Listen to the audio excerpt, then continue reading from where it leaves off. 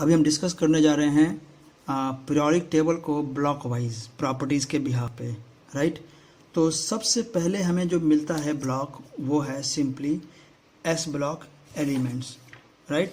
सो S block elements जो हैं periodic table में सबसे एक्सट्रीम लेफ्ट में मिलते हैं, राइट। और इसमें दो ग्रुप्स हैं, ग्रुप 1 ग्रुप 2। तो जो एस ब्लॉक के एलिमेंट्स हैं उसमें आप देखेंगे कि लिथियम से लेकर के फ्रेंसियम तक इंक्लूडेड है, बेरिलियम से लेकर रेडियम तक इंक्लूडेड है, बट इसमें हाइड्रोजन नहीं होगा, राइट। सो जो ग्रुप 1 है इसे हम ग्रुप 1A कहते हैं, इसे अल्कली मेटल फैमिली भी कहते हैं, और ग्रुप 2 के लिए हम बोलते हैं alkaline earth metal family, right. तो इनकी कुछ प्रॉपर्टीज़ हैं, जैसे कि सबसे खास प्रॉपर्टी ये है कि जो ये फर्स्ट ग्रुप है ग्रुप 1, ये हाईली रिएक्टिव है, इतना ज़्यादा रिएक्टिव है कि आप इसे फ्रीली स्टोर नहीं कर सकते हैं।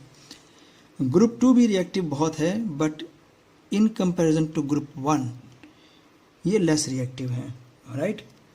सो ग्रुप 1 में लिथियम से जैसे आप सोडियम से पोटेशियम की तरफ आप रिएक्टिविटी को टेस्ट करते हैं तो आप देखते हैं कि इनकी जो रिएक्टिविटी है वो ज़बरदस्त होती चली जाती है। जैसे कि हमारे पास एक एग्जांपल है रिएक्शन को सोडियम मेटल को जब हम वाटर में डालते हैं तो किस तरह का रिएक्शन होता है, हम वो देखते हैं पहले।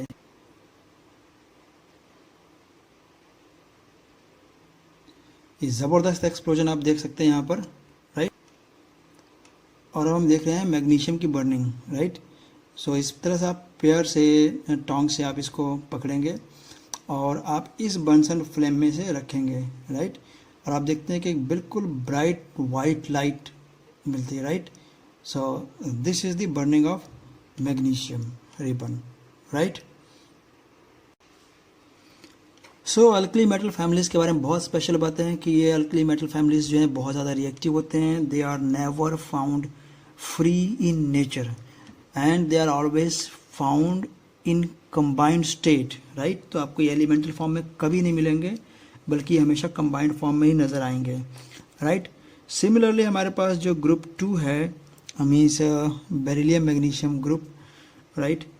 इस ग्रुप में मैग्नीशियम को छोड़ करके, बेरिलियम को छोड़ करके अब बाकी सभी सब्सटेंसेस जब बर्न होते हैं तो एक कलर्ड फ्लेम देते हैं। हमने देखा था कि मैग्नीशियम का वाइट फ्लेम है, बेरिलियम का भी वाइट फ्लेम होगा, ऑलराइट। तो ये सभी के सभी जो है लस्ट्रस सिल्वर मेटल्स हैं, बट ये लोग लेस रिएक्टिव होंगे देन ग्रुप 1A से, राइट। तो इन एलिमेंट्स की भी स्पेशल बात यह है कि they are always found in combined state and never in free state, right. So इस तरीके से हमारे पास ग्रुप 1 एंड 2 जो है वो एस ब्लॉक से बिलोंग करते हैं। हमने उनकी प्रॉपर्टीज़ को देखा। अब हम देखते हैं पी ब्लॉक को। तो पी ब्लॉक में हमारे पास सबसे पहली खास बात यह है कि इसमें सभी तरह के एलिमेंट्स हैं। इसमें आपके पास सॉलिड भी है, लिक्विड भी है, गैस भी है, इसमें सभी एलिमेंट्स हैं, मेटल्स हैं, नॉन मेटल्स हैं, मेटलॉइड्स हैं। और इनकी जो प्रॉपर्टीज़ हैं उनमें मोस्टली जो प्रॉपर्टीज़ हैं वो नॉन मेटालिक नेचर की है, राइट। तो इनमें जो लास्ट ग्रुप है इसका नाम है noble gas family, right, noble gas family. और इसे हम एरोजन ग्रुप भी बोलते हैं, राइट। Aerogen means generated from air. Fluorine, chlorine, bromine, iodine, astatine, इन सभी को हम बोलते हैं halogens, right. Halogen, halo means salt, so they are salt generating. Similarly जो ऑक्सीजन फैमिली है, oxygen, sulphur, selenium, tellurium, polonium, इन्हें हम बोलते हैं चेल्कोजेंस, चेल्कोजेंस। और जो नाइट्रोजन फैमिली है इनको हम बोलते हैं पिनिकोजेन, पिनिकोजेंस। हाँ, बाकी दो को normally carbon family and boron family ही कहते हैं। इन एलिमेंट्स की सबसे स्पेशल पॉइंट ये है कि ये एलिमेंट जो है लास्ट वाले को छोड़कर, लास्ट ग्रुप को छोड़ के बाकी जो लोग हैं वो मोस्टली एनायंस बनाते हैं और इधर एस ब्लॉक वाले कैटायंस बनाते हैं।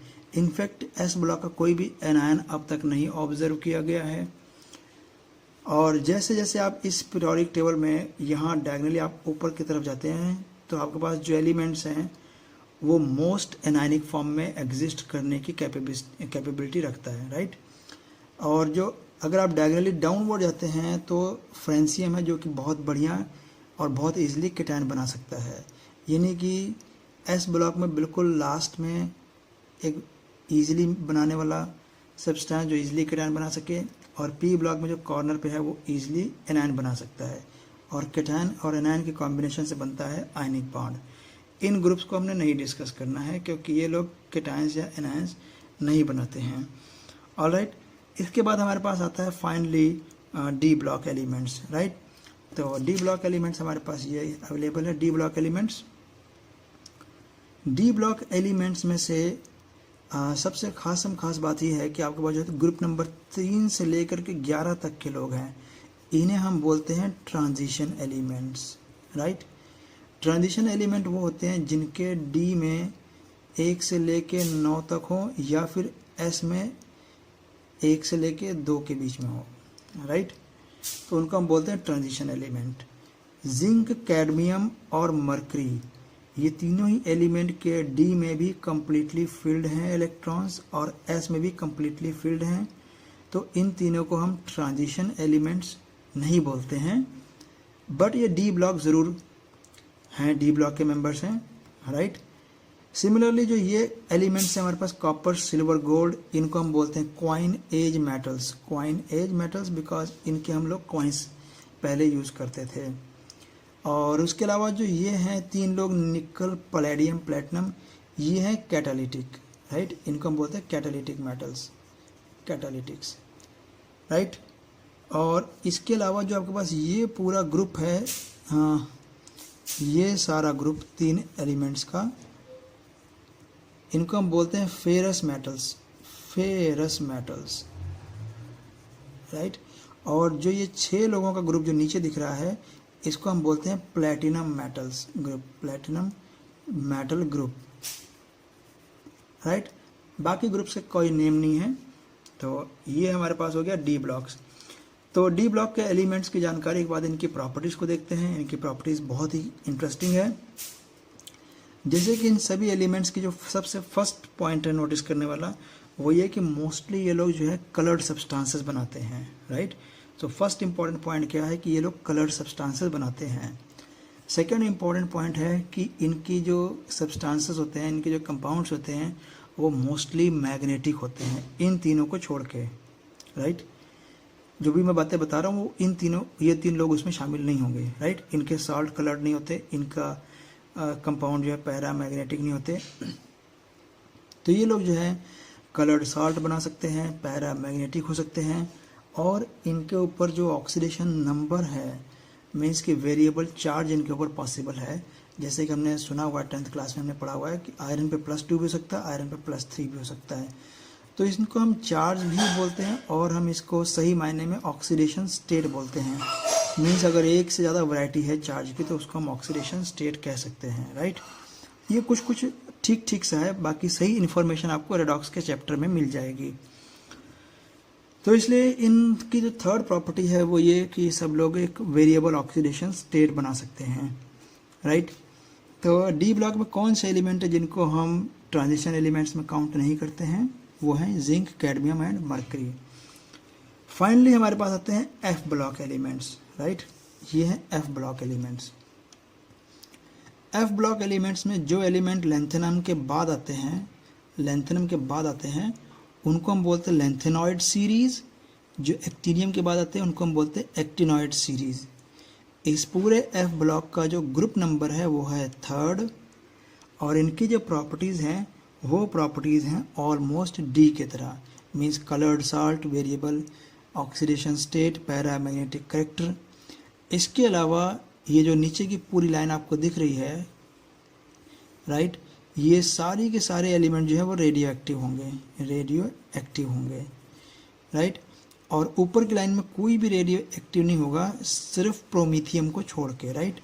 तो लेंथेनॉइड की सीरीज़ में जो अकेला एलिमेंट है जो रेडियो एक्टिव है उसका नाम है प्रोमीथियम। इसके अलावा हमारे पास और भी रेडियो एक्टिव एलिमेंट्स हैं, लेकिन लेंथेनॉइड में सिर्फ एक है, और पूरा का पूरा एक्टिनॉइड रेडियो एक्टिव एलिमेंट्स हैं, राइट। एस ब्लॉक में भी लास्ट के मेंबर जो है वो रेडियो एक्टिव होंगे। ऑलराइट, जो एलिमेंट्स यूरेनियम के बाद आएंगे उन्हें हम बोलेंगे transuranic element, transuranic elements, right. अब इनकी एक स्पेशल नेम और भी है, वो ये है कि हम इन सभी को दोनों को बोलते हैं इनर ट्रांजिशन एलिमेंट्स। क्यों बोलते हैं इनको इनर ट्रांजिशन एलिमेंट्स और इनको बोलते हैं ट्रांजिशन एलिमेंट? ट्रांजिशन वर्ड का जो सिंपल मीनिंग है वो है चेंज। तो देखिए एस ब्लॉक वाले एलिमेंट जो है बिल्कुल मेटालिक एलिमेंट्स हैं, हाईली रिएक्टिव हैं, और ये मोस्ट रिएक्टिव एलिमेंट्स हैं जो फर्स्ट ग्रुप में दे रखे हैं, और जो इधर लास्ट में दे रखे हैं वो लीस्ट रिएक्टिव है। तो मोस्ट रिएक्टिव से लीस्ट रिएक्टिव एलिमेंट्स की तरफ जो प्रॉपर्टीज में चेंज है उस चेंज को हम इसके थ्रू शो कर सकते हैं। तो इनको हम बोलते हैं transition elements, means the element which show A change, a transition between S and P block elements. Similarly जो एफ ब्लॉक एलिमेंट्स है इनको हम बोलते हैं inner transition element because they show the change with in the transition series, right. Lanthanum 57 है, hafnium 72 है। मैं यहाँ पर एटॉमिक नंबर लिख देता हूँ 57, 72। तो यहाँ से प्रॉपर्टीज में जो चेंज है वो इसके थ्रू शो होता है, धीरे धीरे ग्रेजुअल जो चेंजेस हैं वो इसके तरफ शो होता है। सो इसलिए ट्रांजिशन एलिमेंट्स के इंटरनली जो ट्रांजिशन हो रहा है उसके कारण हम इन एलिमेंट्स को नाम देते हैं इनर ट्रांजिशन एलिमेंट्स का। ओके, इस पिछली पिक्चर में सबसे खास बात ये थी कि जो आउटर इलेक्ट्रॉन्स हैं, मींस ये जो ब्लू वाले इलेक्ट्रॉन्स हैं, इन इलेक्ट्रॉन्स की जो रिपल्शन होगी इस ब्लैक इलेक्ट्रॉन को वो काउंट नहीं होगी, राइट। लेकिन जो ग्रीन इलेक्ट्रॉन्स हैं, जो ग्रीन एरिया है, अगर ये लोग रिपेल करेंगे तो डेफिनेटली ये लोग इस इलेक्ट्रॉन का जो इस इलेक्ट्रॉन के ऊपर जो अट्रैक्टिव फोर्सेस एक्सर्ट हो रही है इस न्यूक्लियस से उसको रिड्यूस कर देंगे। तो यानी कि इस इलेक्ट्रॉन के ऊपर जो जिस भी इलेक्ट्रॉन की हम बात कर रहे हैं, जिस इलेक्ट्रॉन के लिए हम इंटरेस्टेड हैं, उस इलेक्ट्रॉन के बाहर वाला इलेक्ट्रॉन्स का इस पर जो इफेक्ट है, स्क्रीनिंग इफेक्ट या शील्डिंग इफेक्ट या न्यूक्लियर चार्ज का इफेक्ट रिड्यूस करने की टेंडेंसी वो जीरो होगी, राइट। उसका कोई इफेक्ट नहीं होगा। और जो इंटरनल इलेक्ट्रॉन है सिर्फ उन्हीं का इफेक्ट होगा। अब हम यहाँ देखते हैं, इसको हमने यहाँ से वेक्टर बॉन्ड से जो किया हुआ है कि ये जो ब्लू इलेक्ट्रॉन है ये न्यूक्लियस से अट्रैक्ट हो रहा है, ये ब्लू इलेक्ट्रॉन भी न्यूक्लियस से अट्रैक्ट हो रहा है, और जो इंटरनली जो 3 इलेक्ट्रॉन यहाँ पर शो किए हुए हैं, ऑल द 3 इलेक्ट्रॉन्स ये भी अट्रैक्ट होंगे इस न्यूक्लियस से। बट इसमें जो ये इनर इलेक्ट्रॉन है, ये इनर इलेक्ट्रॉन इस आउटर इलेक्ट्रॉन को रिपेल करेगा इस तरीके से, राइट। और जो इनकी आपस की रिपल्शन है, सेम शेल की रिपल्शन, वो रिपल्शन हमारे लिए ज़्यादा काउंटेबल नहीं होती है बिकॉज ये दोनों ही इलेक्ट्रॉन न्यूक्लियस से इक्वल डिस्टेंस पर होते हैं, राइट। तो इसलिए जो सेम शेल की जो रिपल्शन है उसे इतना काउंट नहीं करना है, बट इनर इलेक्ट्रॉन्स की रिपल्शन जो है आउटर इलेक्ट्रॉन्स के लिए वो काउंटेबल होगी। तो जिस कारण से जो इफेक्टिव न्यूक्लियर चार्ज है वो रिड्यूस हो सकता है, राइट। यहाँ पर मैथमेटिकली हम इसका फॉर्मूला देख सकते हैं। फॉर एग्जाम्पल, अगर न्यूक्लियस के अंदर 11 प्रोटॉन है, मीन्स जस्ट लाइक सोडियम, तो इसके बाद जो 10 इलेक्ट्रॉन्स का एक कोर बनता है, ये कोर, इसके बाहर जो लास्ट इलेक्ट्रॉन है, इस इलेक्ट्रॉन के लिए हम इफेक्टिव न्यूक्लियर चार्ज कैलकुलेट करना चाहते हैं। तो बहुत ही सिंपल तरीके से कैलकुलेट हो सकता है। और वो कैसे कैलकुलेट हो सकता है? वो हो सकता है Z effective minus screening constant, right. तो Z माइनस S, Z हो गया एटॉमिक नंबर, S हो गया इसका स्क्रीनिंग कांस्टेंट। तो Z मीन्स कि ओरिजिनली कितने अट्रैक्शन होनी चाहिए थी और S मीन्स स्क्रीनिंग कांस्टेंट। इसमें बहुत ही सिंपल सा कॉन्सेप्ट नोट करने वाला, वो कॉन्सेप्ट ये है कि अगर आपको सिंगल इलेक्ट्रॉन सिस्टम है तो जो इफेक्टिव न्यूक्लियर चार्ज है वो सिर्फ हम कूलम्स लॉ से डायरेक्ट कैलकुलेट करते हैं। और अगर आपका मल्टी इलेक्ट्रॉन सिस्टम है तो उस केस में आपके पास जो इफेक्टिव न्यूक्लियर चार्ज है वो इस फॉर्मूले से करते हैं कैलकुलेट, राइट। क्योंकि सिंगल इलेक्ट्रॉन सिस्टम में स्क्रीनिंग नहीं होती है, मीन्स इनर इलेक्ट्रॉन्स क्योंकि होते नहीं है, इसीलिए उस केस में हम डायरेक्टली कूलम्स लॉ अप्लाई करते हैं, राइट। सो अब इसके बाद अगर हम इसको कॉन्सेप्चुअली देखें कि ये क्या शो करता है, जैसे आपके पास यहाँ देखिए डिफरेंट ऑर्बिटल्स हैं। ये हमारे पास हो गया s orbital, p orbital, d orbital और ये एक f ऑर्बिटल, राइट। यहाँ जो ऑर्डर दे रखा है वो ये कि जो s ऑर्बिटल है उसका स्क्रीनिंग इफेक्ट मैक्सिमम होगा, मीनिंग कि जो इलेक्ट्रॉन्स s ऑर्बिटल के आउटर साइड पर होंगे उन इलेक्ट्रॉन के लिए न्यूक्लियस की अट्रैक्शन ग्रेटली रिड्यूस हो जाएगी s के कारण, और अगर p के कोई इलेक्ट्रॉन आउटसाइड होगा, राइट, तो उसके ऊपर थोड़ा सा कम होगा। फॉर एग्जाम्पल अगर हम यहाँ पर ऐसे लिखते हैं कि s है 3s है, उसके बाद आपके पास है 3p, फिर आपके पास आता है 4s, फिर आपके पास आता है 3d। तो अगर कोई इलेक्ट्रॉन अगर 3d में है और उसके पहले 4s ऑर्बिटल है, राइट, तो जो 4s ऑर्बिटल है वो s ऑर्बिटल जो है वो इस 3d के इलेक्ट्रॉन्स को इस तरह से अच्छे तरह से शील्ड कर देगा कि इस 3d के ऊपर जो न्यूक्लियस की अट्रैक्शन है वो ग्रेटली रिड्यूस हो जाएगी, राइट। तो 3d के बाद अगर 4p है तो आप समझ सकते हैं कि जो 4p है यहाँ पर आप देख सकते हैं कि जो भी ऑर्बिटल्स के इंटरनल होंगे वो किस तरीके की शेप है उनकी, इस पर डिपेंड करेगा कि वो क्या इफेक्टिव न्यूक्लियर चार्ज हो सकेगा। जैसे यहाँ देखेंगे कि यहाँ पर कोई लोब नहीं है s ऑर्बिटल में, और यहाँ देखेंगे कि यहाँ पर लोब्स आ गया है। दैट मीन्स कि अब इलेक्ट्रॉन जो है पूरे होल 3 डायमेंशनल स्पेस में कुछ रिड्यूस्ड एरिया में ही होंगे, राइट। ऐसे ही डी में देखेंगे कि डी में और ज़्यादा मल्टी लोब्स आ गए, और ये जो रीजन है इसका, ये रीजन जहाँ पर कि कोई इलेक्ट्रॉन नहीं है, राइट। अगर ये रीजन ऐसा है तो यहाँ पर कोई इलेक्ट्रॉन नहीं है, तो यहाँ पर कोई स्क्रीनिंग इफेक्ट भी नहीं होगा। इसी तरीके से जो f ऑर्बिटल्स है उसमें देखिए बहुत सारे ऐसे पार्ट्स हैं जिनको हम नोड्स बोलते हैं, और ऐसे बहुत सारे पार्ट्स हैं जहाँ से कि इलेक्ट्रॉनिक रिपल्शन नहीं होगी।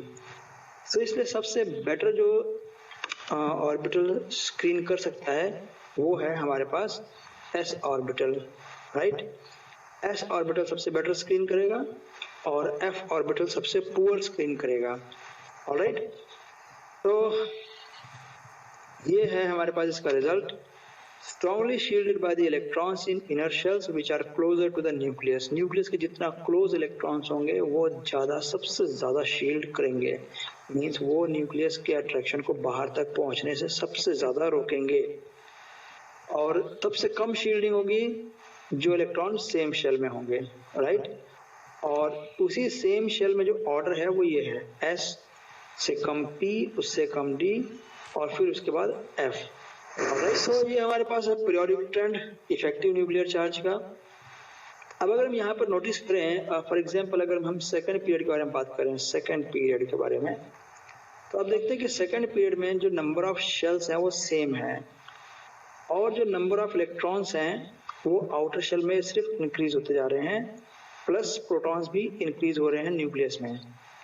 अगर हम थर्ड शेल के बारे में बात करें, थर्ड पीरियड के बारे में, तो आप देखते हैं कि थर्ड पीरियड शुरू होता है नियॉन के बाद, क्योंकि नियॉन में 10 इलेक्ट्रॉन्स हैं, तो यहाँ से सभी के पास जो कोर इलेक्ट्रॉन्स हैं वो 10 ही होंगे, राइट। तो सभी के पास 10 इलेक्ट्रॉन तो है ही हैं, और उसके बाद जो नेक्स्ट शेल है उसमें ऐड हो रहा है, जैसे सोडियम में 1, इसमें 2, फिर इसमें 3, इस तरीके से एक एक इलेक्ट्रॉन ऐड होता जा रहा है, प्लस हर एक स्टेप पर एक एक प्रोटॉन भी ऐड होता जा रहा है। अब क्योंकि इनर कोर में जो नंबर ऑफ इलेक्ट्रॉन्स है वो कांस्टेंट है, इसी कारण से जो स्क्रीनिंग है वो तकरीबन जो है उन इलेक्ट्रॉन्स के कारण ज़्यादा इफेक्टिव नहीं हो रही है, जिसके कारण क्या हुआ कि जो नंबर ऑफ प्रोटॉन्स बढ़ रहे हैं और जो नंबर ऑफ इलेक्ट्रॉन बढ़ रहे हैं आउटर शेल में, उनके बीच की अट्रैक्शन बढ़ती गई, और हम कह सकते हैं कि जो इफेक्टिव न्यूक्लियर चार्ज है वो बढ़ता ही चला गया। इसका सिंपल मीनिंग ये हो गया कि जो आउटर इलेक्ट्रॉन्स हैं वो ज़्यादा स्ट्रांगली अट्रैक्टेड होंगे न्यूक्लियस से, अगर हम पीरियोडिक टेबल के राइट में ऑब्जर्व करें तो, मीन्स कि क्लोरीन के इलेक्ट्रॉन निकालना ज़्यादा डिफिकल्ट है as compare to sulphur, as compare to phosphorus, as compare to magnesium and sodium and so on. Alright, अब अगर हम डाउनवर्ड अगर देखें, ग्रुप्स में देखें, तो डाउनवर्ड देखें कि हर एक पीरियड के साथ चेंज होने पर एक एक शेल ऐड होते चली जाती है। अब एक शेल अगर ऐड हो गई है तो दैट मीन्स कि एक शेल खाली नहीं ऐड हुई है, वो इलेक्ट्रॉन शेल ऐड हुई है। दैट मीन्स कि वो और ज़्यादा से ज़्यादा शील्ड करने की कोशिश करेंगे, जिस वजह से जो आउटर इलेक्ट्रॉन है उसके ऊपर जो न्यूक्लियर की अट्रैक्शन है वो रिड्यूस होती चली जाएगी। ये बात इसमें नोट करने वाली है कि यहाँ पर पीरियड में हर एक स्टेप पर सिर्फ एक एक प्रोटॉन बढ़ रहा था, लेकिन जब आप डाउन द ग्रुप देखते हैं जैसे लिथियम से सोडियम, तो यहाँ पर एक स्टेप में 8 प्रोटॉन बढ़े हैं, सोडियम से पोटेशियम में फिर 8 बढ़ा है, फिर 18 बढ़ा है, और इसी तरीके से बढ़ते ही चले जा रहे हैं, राइट। तो जो प्रोटॉन का इंक्रीज है वो बहुत ज़्यादा है, लेकिन हमें इसमें नोटिस करने लायक बात यह है कि बिकॉज जो शेल ऐड हुई है, शेल ऐड होने से जो इंटरनल इलेक्ट्रॉन की जो रिपल्शन है वो बढ़ गई है, यानी कि शील्डिंग इफेक्ट बहुत ज़्यादा इंक्रीज होता है अगर एक शेल ऐड हो जाती है तो, राइट। तो शील्डिंग इफेक्ट बहुत ज़्यादा बढ़ने के कारण जो है जो न्यूक्लियस है उसकी अट्रैक्शन आउटर इलेक्ट्रॉन पर रिड्यूस हो गई है, और इसलिए जो सीजियम का इलेक्ट्रॉन है उसे रिमूव करना बहुत ईजी है as compare to medium, as compare to potassium and so on. Alright.